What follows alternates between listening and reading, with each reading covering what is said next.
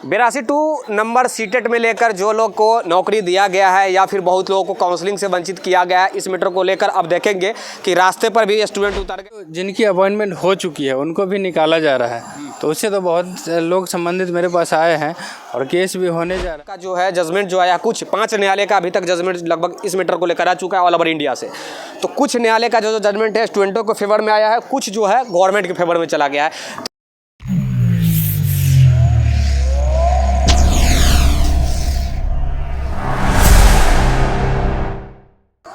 82 number CTET में लेकर जो लोग को नौकरी दिया गया है या फिर बहुत लोगों को काउंसलिंग से वंचित किया गया है, इस मैटर को लेकर अब देखेंगे कि रास्ते पर भी स्टूडेंट उतर गए हैं और साथ ही न्यायालय का भी रुख कर रहे हैं। इसी मैटर के ऊपर हमारे साथ बात करने के लिए सीताराम प्रसाद जी, पटना उच्च न्यायालय के एडवोकेट साहब है। शिक्षक बहाली को लेकर आप देखेंगे कि तमाम जितने भी केसें हो रहा है इन्हीं के द्वारा लड़ा जा रहा है, चाहे पेटिशन की बात किया जाए, टियर 1, 2 या फिर 3 को बात किया जाए, यहाँ तक कि एज रिलैक्सेशन, हर मैटर को ये बखूबी अच्छे प्रकार से समझते हैं, जानते हैं, पूछते हैं। 82 नंबर में अब देखा जाए तो अदर स्टेट में 82 नंबर वालों को नौकरी दिया जाता है, यहाँ तक कि बिहार में भी टियर 1, 2 में दिया गया। लेकिन बाद में क्या कहा गया कि भाई अभी 3 की जब काउंसलिंग चल रही है सर, तो उसमें कहा जा रहा है कि एनसीटी के रूल को के खिलाफ ये काम है, क्योंकि एनसीटी कहता है कि भाई 55% होना अनिवार्य है, यानी कि 82.5% सीटेट में मार्क्स होना अनिवार्य है, 82 पे हम नहीं लेंगे।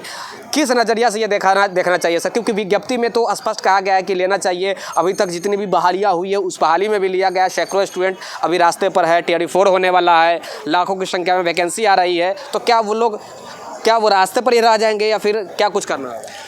सबसे पहले तो बहुत बहुत धन्यवाद। और ये जो जिनकी अपॉइंटमेंट हो चुकी है उनको भी निकाला जा रहा है, तो उससे तो बहुत लोग संबंधित मेरे पास आए हैं और केस भी होने जा रहा है।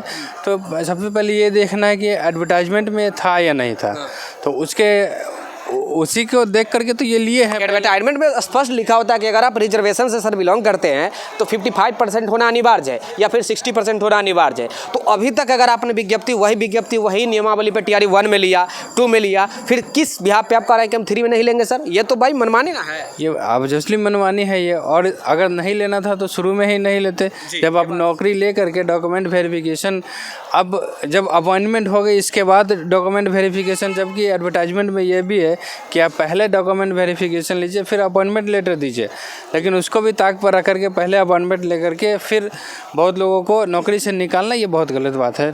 क्या यहाँ पे क्या रूल बनता है, क्या तुक बनता है, किस बिहार पे यहाँ पे अगर न्यायालय का शरण लोग ले रहा है? कल देखें कि बहुत सारे सैकड़ों स्टूडेंट जो है गांधी मैदान, गांधी मूर्ति के नीचे जो है वो स्ट्राइक किए हैं, रास्ते पर भी एक तरफ उतर गए हैं, दूसरी तरफ न्यायालय का रुख कर रहे हैं। ये लाजमी है कि किसी को नौकरी देकर छीनना या फिर सब कुछ बीपीएससी क्वालिफाइड कर जाते हैं, उसके बाद कहा जाता है कि तुम योग्य नहीं हो, तुमको नहीं लिया जाएगा। तो ये सब कुछ नहीं लग रहा है कि ये कुछ डीपीओ की मनमानी चल रही है? जी, अभी तक तो यही होता था कि जैसे प्रोसेस, सिलेक्शन का प्रोसेस स्टार्ट हो गए, फिर बीच में रूल चेंज कर देना, ये तो उससे भी ज़्यादा बढ़ गई कि अपॉइंटमेंट भी हो गई और फिर अपने मनमानी के तरीके से उस पर एवरेज वेटेज दे करके एनसीईआरटी के नाम पे और फिर उनको बाहर करना, ये बहुत ही दुर्लभ है और इसके खिलाफ लोग कोर्ट जा रहे हैं। तो देखते हैं कोर्ट में क्या करते हैं। एक प्रश्न और है सर, कहा जाता है कि कुछ न्यायालय का जो है जजमेंट जो आया, कुछ 5 न्यायालय का अभी तक जजमेंट लगभग इस मैटर को लेकर आ चुका है ऑल ओवर इंडिया से।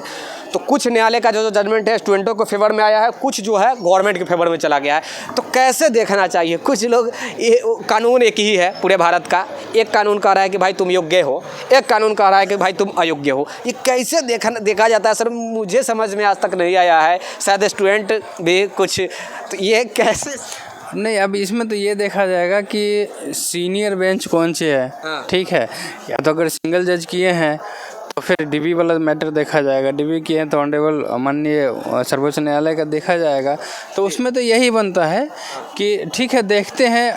ऑब्वियसली तो कोर्ट तो स्टूडेंट के ही फेवर में ज़्यादातर होती है, तो कोर्ट को स्टूडेंट को ही मिलना चाहिए। ठीक है, मतलब स्टूडेंटों के फेवर में ये होने की संभावना है।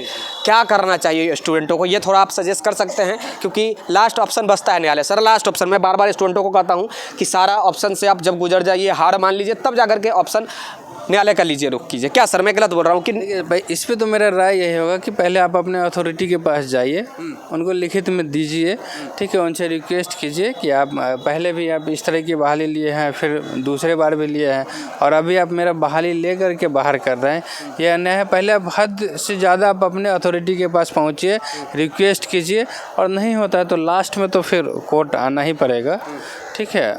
तो इसके अलावा तो और कोई रास्ता नहीं है। मतलब ये तो है एनसीटी के भी खिलाफ काम कर रही है, विभाग के जो भी आला अधिकारी, जिला शिक्षा पदाधिकारी, जिसे डीओ डीपीओ कहा जाता है, वो कुछ ये स्टार्ट कब से हुआ था? जब टीआरई 1-2 की जब बहाली कंप्लीट हो गई तो कुछ डिस्ट्रिक्ट से निकालना स्टार्ट किया गया था सर, कुछ डिस्ट्रिक्ट से, स्पेशल कोई डिस्ट्रिक्ट थे जो निकालना स्टार्ट किए थे, और आज समस्तीपुर से शुरू हुआ था शायद, समस्तीपुर डिस्ट्रिक्ट से, हाँ वहाँ से शुरू हुआ था। इसके बाद अब धीरे धीरे वही हो गया। भाषा अर्हता में भी उन्होंने ये मांग दिया है कि अब हमें ये जवाब दीजिए कि कितने लोगों का भाषा अर्हता में टीआरई 2 वाले में मिनिमम 30% नहीं है। बहुत सारे लेटर मेरे पास है, तो उसी तरीके का बात होगी। धीरे धीरे ये हर जिला में फैलते जा रहा है, ठीक है, ताकि परेशानी तो स्टूडेंट को ही होती है, निकलना तो उनके, अब उनके बेस पे कितने की कैरियर सेट हो गई थे, अब उनको निकालना ही गलत बात है। ओके, तो ये है 82 नंबर मैटर को लेकर 54% का है या फिर 55% को लेकर हम जानकारी सर से लेने का प्रयास किए हैं। हमारे साथ बात करने के लिए सीताराम प्रसाद जी, जो पटना उच्च न्यायालय के जाने माने वकील साहब है, आप लोग अच्छे प्रकार से जानते होंगे इनको। और सर बहुत बहुत धन्यवाद बात करने के लिए हमारे साथ सर। ठीक है, देखते हैं, इसमें बहुत सारे लोग जुड़े हुए हैं, तो इसमें देखते हैं माननीय न्यायालय ने क्या कहते हैं, ठीक है। हम हर्बल प्रयास करेंगे, ठीक है, स्टूडेंट के फेवर में लाने के लिए। का ये सब मनमानी है, यही मेरे हिसाब से तो यही विभाग आयोग का सब एक मतलब किसी भी बहाना से सामने वाले को छाट देना है, ठीक है, किसी भी तरीके से उतना सीट को कवर करना है, दिखा देना है कि हमने उतना बहाली लिए, पहले बहाली करके फिर हटा देना, फिर दूसरा बहाली में ऐड करना, कैरी फॉरवर्ड करना, हटाना, ये सब लगा हुआ है, ये गलत है, ये सब नहीं होना चाहिए। नहीं, बिल्कुल नहीं। ये विशेष जानकारी के लिए द टाइम्स ऑफ भारत के साथ अवश्य जुड़ जाइएगा। अभी तक हमारे चैनल को अगर आप लोग सब्सक्राइब नहीं किए तो सब्सक्राइब कर दीजिएगा, लाइक कर दीजिएगा, और हाँ शेयर जरूर कर दीजिएगा अपने तमाम दोस्तों के यहाँ, ताकि मैं आपके लिए मोटिवेट रहूँ और आपके लिए जो भी है जानकारी लेकर आने का प्रयास करूँ। और जो है जागो बिहार को भी आप लोग फॉलो कीजिएगा, क्योंकि ये भी हमारे साथ आजकल बढ़ चढ़ के काम कर रहे हैं, हमारे साथ जुड़े हुए रहते हैं। बहुत बहुत धन्यवाद, थैंक यू, टेक केयर।